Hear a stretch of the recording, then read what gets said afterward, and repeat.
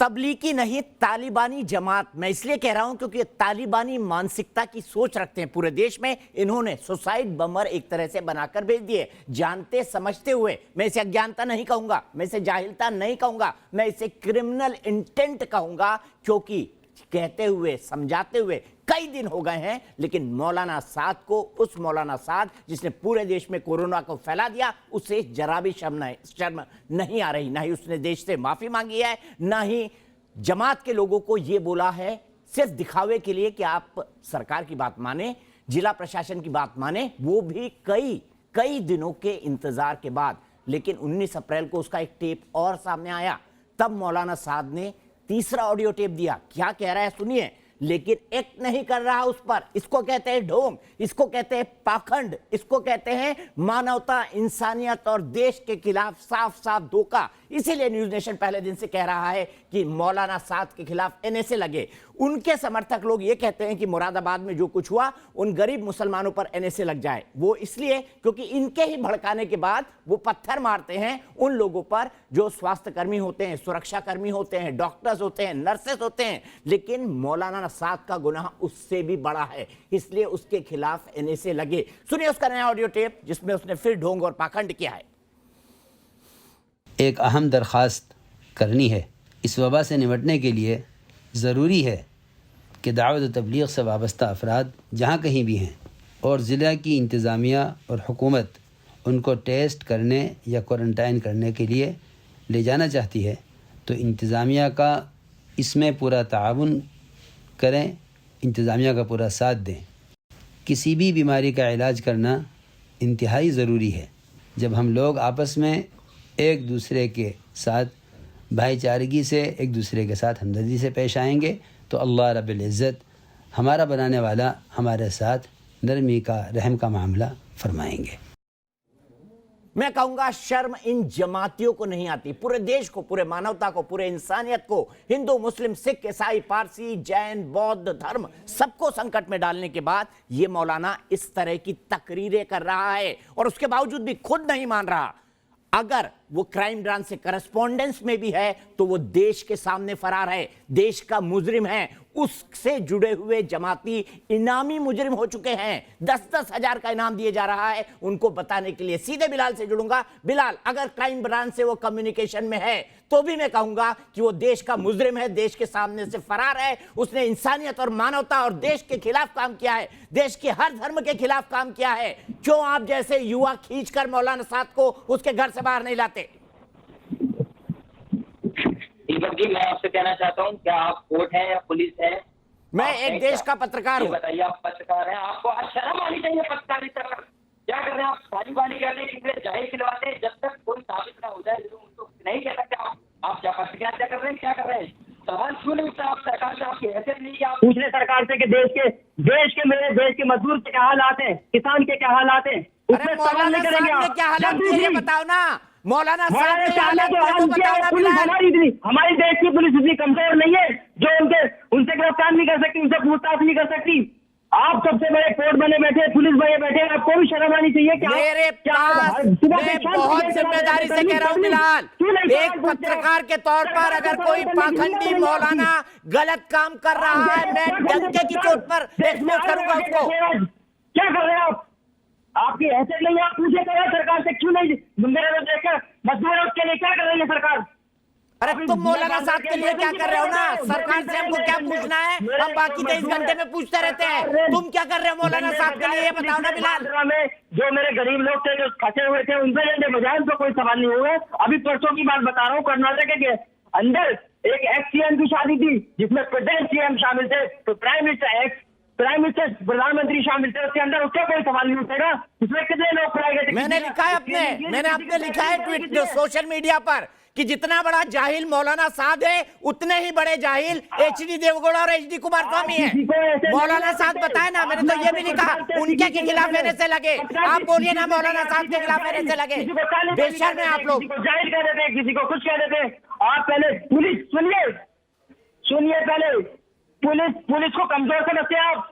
हमारे देश की पुलिस को कमजोर समझ रहे हैं आप। अरे क्या आप समझ रहे विक्टिम हैं? कार्ड खेल रहे हो, नहीं तो ये सुनिए, पुलिस ने आपको मैं 10 घंटे victim मार के कार्ड मौलाना मैं victim साहब को कार्ड बाहर नहीं निकाल रही। के हवालात में बंद करती। हमें सवाल ये भी करना चाहिए, हमारी सरकार इतनी कमजोर हो गई, चाइना से जब वायरस निकला वुहान के अंदर से, क्या साजिश करी चीन ने? जब अमेरिका सवाल कर सकती है चीन से, तो हम क्यों नहीं सवाल कर सकते? इसमें डिबेट क्यों नहीं करते आप?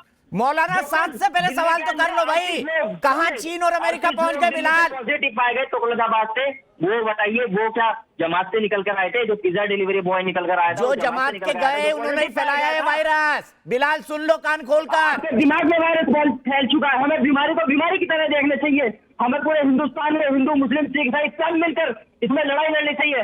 मैंने जवाब दिया। तो मौलाना साहब इस लड़ाई में साथ क्यों नहीं है? देश के खिलाफ क्यों गया? मानवता और इंसानियत के खिलाफ क्यों गया? बताइए, जवाब दीजिए। देश के साथ है, उन्होंने अपने ऑडियो में पहले आपको और आपके उस फरार मौलाना को, जो देश के सामने फरार है, चुल्लू भर पानी में डूब मरना चाहिए। सुनिए आप, सुनिए आप, बंद कर इसको। साथ है, उन्होंने पहले भी ऑडियो जारी करा था और अभी भी ऑडियो जारी करा है कि पूरे जो हमारी सरकार है उसको समर्थन करना चाहिए। वो कोई भाग नहीं रहे, पुलिस कमजोर नहीं है, उसको पुलिस को पता है वो कहाँ है कहाँ नहीं। नोटिस का जवाब दे रहे हैं कोर्ट से, आप कोर्ट से बड़े नहीं है, ना पुलिस प्रशासन से बड़े हैं। तो आप भी मांग करिए कि एनएसए लगा दे। हम तो मांग कर रहे हैं कि मौलाना साहब के खिलाफ एनएसए लगे, कम से कम 10 साल जमानत न मिले। एनएसए किसमें लगती है आप पता है? इनकी कोई समझी सोची साजिश नहीं थी। इसमें जो हो गया 23 तारीख में बताया गया था, पुलिस स्टेशन बिल्कुल मिला हुआ है निजामुद्दीन से, निजामुद्दीन मरकज से। चलिए ठीक है, हो गया आपका एक अलाप। विक्टिम है मौलाना साहब, देश सुन रहा है आपकी बात को, देश सुन रहा है आपकी बात को। सुबह खान को फिर लाऊंगा, विक्टिम कार्ड फिर आ रहा है। शाहीन बाग में भी विक्टिम कार्ड चला, अब ये भी उड़ाया जा रहा है कि डिटेंशन सेंटर है। कुछ लोग बोल रहे हैं कि मुस्लिम सब्जी वालों को आने नहीं दिया जा रहा है। मैं कह रहा हूं कि जो अगर ऐसा कर रहा है तो बिल्कुल गलत है, लेकिन सवाल ये हालात किसने पैदा किए? सुबह ही क्या मौलाना साहब ने हालात नहीं पैदा किए? और आज भी मुस्लिम समाज के इंटेलेक्चुअल्स निकलकर मौलाना साहब की गिरफ्तारी की मांग नहीं कर रहे, क्यों? जी देखिए, मुस्लिम समाज के सभी लोग निकल के मौलाना शाद की गिरफ्तारी की मांग इसलिए नहीं कर रहे हैं दीपक जी कि मैं आपको हमेशा ये बताती आई हूं कि ये बहुत सिस्टमैटिकली बचपन से ही ब्रेन वॉशिंग और फियर मॉन्गरिंग होती है मुस्लिम माइंड की। अगर कोई मुस्लिम माइंड रेडिकलाइज भी नहीं है तो भी एटलीस्ट वो इतना ब्रेन वॉश्ड होता है कि वो डर के मारे इन लोगों के सामने आके बोल नहीं पाता है। इसको मैं एक मौन समर्थन ही मानती हूँ अपराध का। दूसरी बात, ये मुजीबुर रहमान साहब को मैं बता दूं कि किसी इस्लामिक स्टेट में नहीं बैठे हैं आप एक डेमोक्रेटिक स्टेट में बैठे हैं। डेमोक्रेसी का चौथा स्तंभ होता है मीडिया, जिससे आप ये सवाल कर रहे हैं कि आप होते कौन है मुझसे पूछने वाले। मीडिया आपसे पूछेगा भी और आपको एक्सपोज भी करेगा लोगों के सामने। आप कह रहे हैं बीमारी को बीमारी की तरह समझना चाहिए, बिल्कुल सही बात है आपकी, लेकिन एक जानलेवा बीमारी को जानबूझ के फैलाने को कैसे समझना चाहिए? एक स्पेसिफिक कम्युनिटी को एक इलेक्टेड गवर्नमेंट के खिलाफ भड़काने के लिए कैसे समझना चाहिए? उस बीमारी से लोगों में मौत बांटने को कैसे समझना चाहिए? मस्जिदों में मदरसों में छुप के बैठ जाने को कैसे समझना चाहिए? बिलाल, मैंने कहा था बीच में नहीं बोलेंगे, मैं आपका ऑडियो डाउन कर दूंगा। हम सब स्काइप पे जुड़े हुए हैं। के बजाय अपने बोलिए, सुबह खत्म करिए, 10 सेकंड और। गलती मानने के बजाय, गुनाह करने के बजाय विक्टिम कार्ड खेलने को कैसे लेना चाहिए? आप लोग बिल्कुल बुरी तरह से एक्सपोज हो चुके हैं। आपके मौलाना शाद भगौड़े भी हैं, कौम के गद्दार भी हैं, देश के अपराधी भी हैं, बीमारी फैलाने वाले और लोगों के दिमाग को बीमार करने वाले कोरोना से भी खतरनाक वायरस है मौलाना शाद। पूरी जिम्मेदारी के साथ कह रही हूं। मुझे एक बात बताइए, मुझे आप बड़ा बड़ा ज्ञान दे रहे थे। आप लोग ये जो ज्ञान दे रहे हैं मौलाना साहब विक्टिम है, क्या तालीम है मौलाना साहब की? जरा ये बताइए, कहां से उन्होंने एमएससी किया है, कहां से बीए किया है? दुनिया की सबसे बड़ी जमात के मुखिया हैं, जहां तक मेरी जानकारी है। उनके पास कोई एजुकेशनल क्वालिफिकेशन है ही नहीं, किसी यूनिवर्सिटी में पढ़े ही नहीं, किसी स्कूल में पढ़े ही नहीं। आपके मदरसे में गए, उसी सोच को लेकर जीते हैं और 1600 साल पुराने इस्लाम को बताते हैं, 1400 साल पुराने इस्लाम को। कोई एमएससी करने की जरूरत नहीं है। एक अच्छा काम करने के लिए एमएससी करने की जरूरत नहीं है। लोगों को अच्छी बातें सिखाने के लिए एमएससी करने की जरूरत नहीं है। ये कोई भी सिखा सकता है। वो एक रिलीजियस स्कॉलर हैं, रिलीजन की पढ़ाई उन्होंने पढ़ी हुई है, अच्छी बातें बताने की। तो मुझे बताइए ना, अल्लाह कहाँ कहता है हदीस और कुरान में कि कोरोना फैलाओ? बताइए, हदीस और कुरान में कहाँ कहता है अल्लाह द गॉड ऑलमाइटी कहाँ कहता है कि इंसानों के खिलाफ काम करो, अपनी कौम के खिलाफ काम करो, कौम से गद्दारी करो? आप साबित कर दो।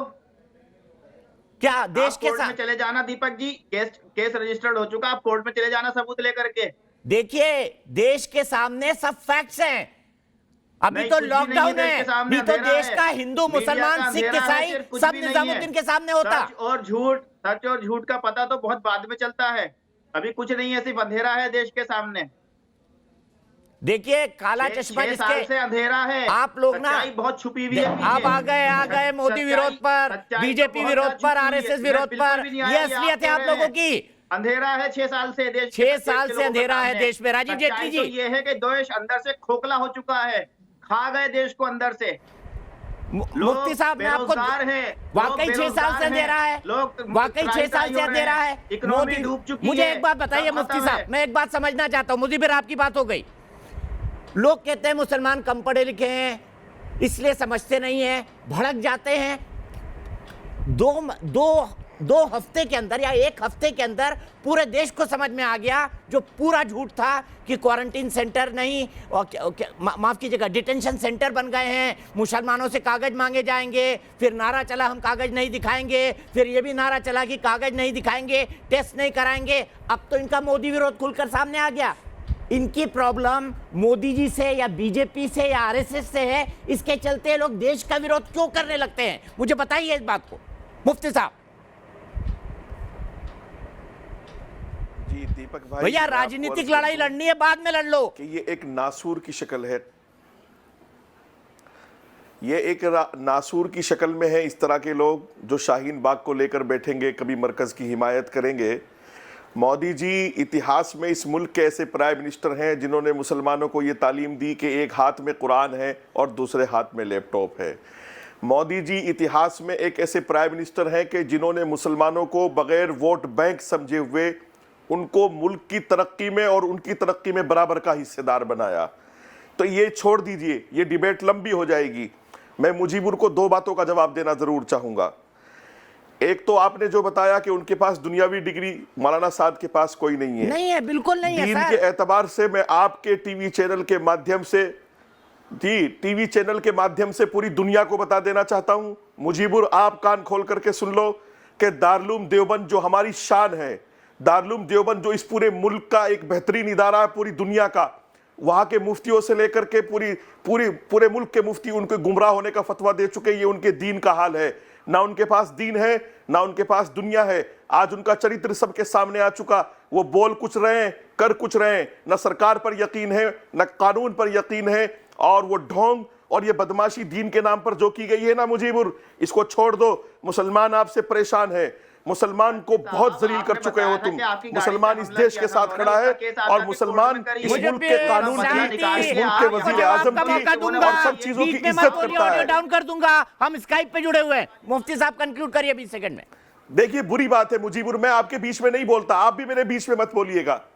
हाँ, दूसरी एक आखिर बात मैं ये अर्ज कर रहा हूं बहुत ही जिम्मेदारी के साथ। ये दुनिया का हाल तो दीपक भाई ने बता दिया दुनिया को, और दीन का हाल मैंने बता दिया।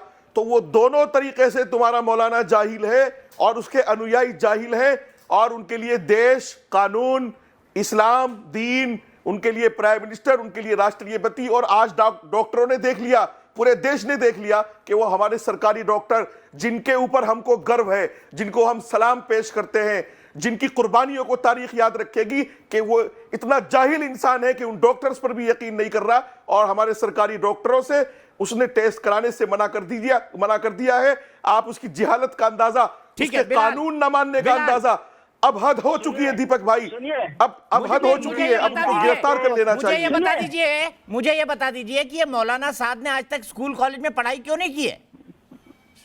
आप सबकी डिग्री चेक करते फिर रहे हैं क्या? नहीं, मैं जानना चाह रहा हूँ, मेरे पास पुख्ता जानकारी है कि वो बिल्कुल पढ़े लिखे नहीं है, किसी फॉर्मल एजुकेशन को उन्होंने नहीं लिया है। इस पे अभी बहस नहीं हो रही कौन पढ़ा हुआ लिखा है कौन नहीं। अभी कोरोना पर जाइए ना, कोरोना कहाँ से फैला, क्या करा, जो आप आग लगाना चाह रहे अरे जो आदमी जहालत कर रहा है, जो देश के खिलाफ काम कर रहा है, उसकी मानसिकता कैसी है, मैं देश के सामने एक्सपोज करूंगा, मैं देश के सामने एक्सपोज करूंगा। आप चिल्लाते रहिए।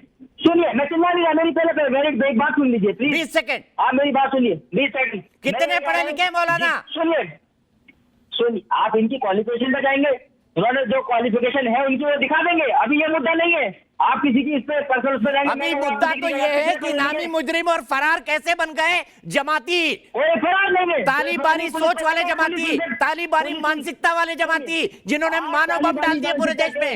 आप जैसे लोग जो है वो तालिबानी की सोच जो कहते हैं ना, तालिबानी, खुद तालिबानी आप हो, किसी को कैसे तालिबानी कह सकते हो आप? जमात से जुड़े हुए लोग। मैं तो बोल रहा हूँ तालिबानी सोच वाले हैं। संजीव झा जी, मुझे कंक्लूड करना है, मुझे बताइए किस कोर्ट ने आपको कहा था सबका ऑडियो डाउन, अब सबका ऑडियो डाउन रिपीट हो रहा है। संजीव झा जी, मुझे बता दीजिए किस कोर्ट ने कहा था कि तबलीगी का नाम हटाया जाए, स्पेशल ऑपरेशंस लिखा जाए, मुझे उस कोर्ट का बता दीजिए।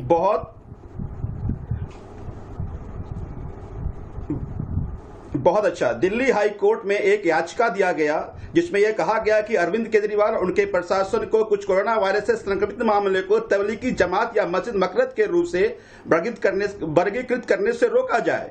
दूसरा, WHO ने फिर कहा कि country should not profile novel corona virus disease cases in terms of religion और अदर क्राइटेरिया। आप मुझे पूरा करने दीजिए, आदेश दिया, आप मुझे पूरा करने दीजिए। किसी कोर्ट ने आदेश नहीं दिया है, चुनौती देता हूं आपको, सच साबित कर दीजिए, बताइए किस जज ने आदेश दिया। नहीं होता, अरे आपने ऐसे डिबेट नहीं होता। अरे भाई अरे सुनो मेरी बात, अरे मुझे मेरी बात नहीं, ऐसे डिबेट नहीं होता। दीपक, आपने सवाल किया, मुझसे जवाब लीजिए। अगर किसी ने याचिका दायर किया, बीइंग अ सेंसिबल गवर्नमेंट, अगर ये लगता है कि किसी का सेंटिमेंट हर्ट हो रहा है, हमें रोकना चाहिए। आपने कहा कि मुस्लिम वोट से आपको डर लग रहा है। आदेश दिया, क्योंकि मैं सरकार हूं और हमारे किसी डिसीजन से किसी भी रिलीजन को किसी भी, अरे भाई कोर्ट ने प्ली गया, कोर्ट में याचिका डाला गया, तो कोर्ट ने कोई आदेश नहीं दिया याचिका पर। ये बोलिए कि आपकी वोट बैंक की मजबूरियां हैं, किसी का हर्ट हो रहा है, हमें वो नहीं लिखना चाहिए।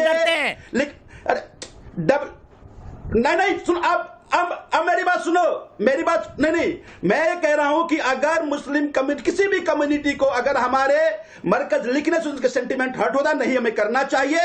लेकिन पलट के आपसे कहता हूं कि पिछले 25 दिन से मरकज पे डिबेट हो रहा है, दोषी को ना यह तय हो गया, और इससे क्या समाज में प्रभाव पड़ रहा है, आप जो डिबेट से बाहर नहीं आते हैं।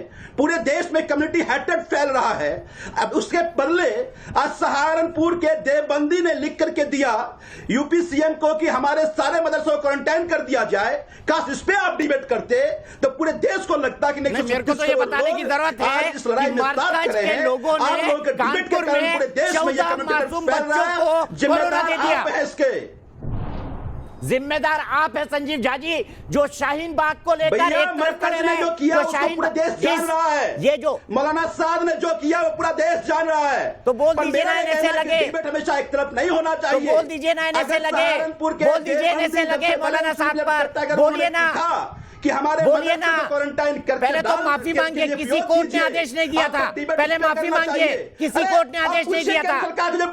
आप पूछिए, अरे भैया सुप्रीम कोर्ट, हाई कोर्ट आदेश दिया था या पिटीशन गई थी? याचिका में कहा गया कि इससे हमारा सेंटिमेंट हर्ट होता है। वही तो बोल रहा हूं संजीव झा जी, अगर संजीव झा जी आपने क्या कहा था? कोर्ट ने आदेश दिया, आपने कहा कोर्ट ने आदेश दिया, मैंने कहा आदेश की कॉपी दिखा दीजिए।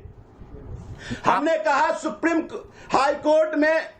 हाई कोर्ट में याचिका दिखा दिया, हमने याचिका दिखाया, आदेश नहीं दिखाया। आपने कहा था आदेश दिया। अगर ये कहता है, ठीक है, अगर संजीव झा जी, अगर वर्ल्ड देश की जनता बहुत समझदार है। संजीव झा जी, मुझे कोई टिप्पणी नहीं करनी नहीं, मैं अपने दावे पर फिर कायम हूं कि कोर्ट ने कोई आदेश नहीं दिया है। आपको अपने मुसलमान वोट बैंक के जाने का डर है, आपको अमानतुल्लाह खां से डर है। इस तरह के डिबेट से पूरे देश में कम्युनिटी हेटेड फैल रहा है, और इसके जिम्मेदार आप जैसे लोग जो टीवी में बैठ करके इस तरह की डिबेट कर रहे हैं वो होंगे। आप स्टूडियो से बाहर निकल के ये नहीं देखते कि आज किस तरह से समाज में, ठीक है, एक कम्युनिटी को लोग राजीव जेटली जी 20 सेकंड राजीव जेटली जी, मुझे कंफ्यूज करना है, आप रिपीट कर रहे हैं अपने आपको। राजीव जेटली जी 20 सेकंड। मैं दीपक भाई एक आग्रह करूंगा सभी राजनीतिक पार्टियों से। मैंने थोड़ी देर पहले भी बोला, राहुल गांधी जी से इस प्रश्न का जवाब मांगा तो उन्होंने जवाब नहीं दिया। अब आम आदमी पार्टी के प्रवक्ता है, वो भी झूठ बोलने में लगे हुए हैं। अरे भाई देखिए, आप पहले हम जब बार बार ये कहते थे कि रोहिंग्या भी हमारे लिए मुसीबत बनने वाले हैं, जो तबलीगी जमात के साथ जुड़ करके वापस अपने घरों में नहीं पहुंचे, अपने कैंप पे नहीं पहुंचे, शर्म विहार नहीं पहुंचे, शाहीन बाग नहीं पहुंचे, कहाँ कहाँ वो वायरस फैला रहे होंगे उसके बारे में कोई जानकारी नहीं है। कोई कहीं पर जाता है किसी धार्मिक संस्था में, वहां से कोई अगर जानकारी लेता है तो उसके बाद अपनी जगह पे जाता है। ठीक है राजीव, वो आगे कंक्लूड किसी करना बीमारी होगा को मुझे। फैलाने के लिए नहीं जाता। लेकिन ये सब लोग इस पर चुप्पी छाड़े हुए।